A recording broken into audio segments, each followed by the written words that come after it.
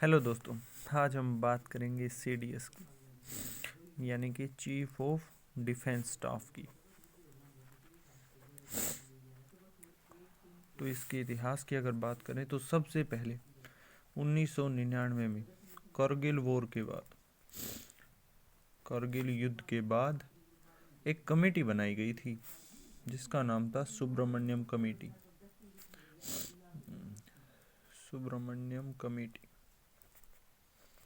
इस कमेटी ने सीडीएस के पद की सिफारिश सबसे पहले की थी।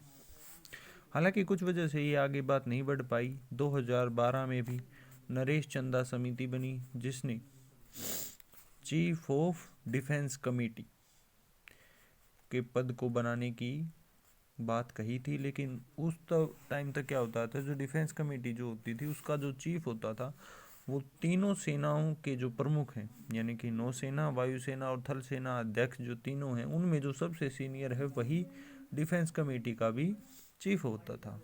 लेकिन 15 अगस्त 2019 को प्रधानमंत्री नरेंद्र मोदी ने लाल किले की प्राचीर से सीडीएस बनाने की घोषणा कर दी और 2019 में ही इस पद का गठन भी कर दिया गया है।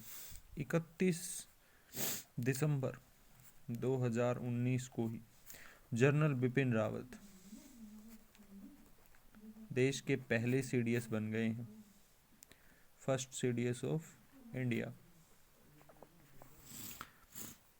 क्योंकि 31 दिसंबर को ही उनका कार्यकाल थल सेना अध्यक्ष के रूप में पूरा हुआ और इसके तुरंत बाद उन्हें सीडीएस बना दिया गया है। अगर सीडीएस के पद की बात करें तो सीडीएस का पद का बनाने का मुख्य उद्देश्य तीनों सेनाओं में बेहतर तालमेल बनाना है और सरकार तथा सेना के बीच में एक पुल का काम भी करेगा। सीडीएस जो है वो एक 4 सितारा 4 स्टार जनरल स्तर का अधिकारी होगा। इसके अलावा वो रक्षा मंत्रालय में एक सचिव के पद के तौर पर काम करेगा। रक्षा मंत्रालय में इनका ऑफिस डिफेंस मिनिस्ट्री में ही होगा और वो प्रधानमंत्री के परमाणु सलाहकार भी होंगे। इसके अलावा रक्षा नियोजन समिति और रक्षा अधिग्रहण समिति के भी वो सदस्य होंगे तथा रक्षा मंत्री के प्रधान सलाहकार के रूप में काम करेंगे। प्रधान सलाहकार के रूप में सीडीएस काम करेंगे। लेकिन ऐसा नहीं है कि तीनों सेनाओं के जो प्रमुख है ना, यानी कि एयरफोर्स, नेवी और आर्मी, इन तीनों सेनाओं के प्रमुखों की अध्यक्षता वो नहीं करेंगे।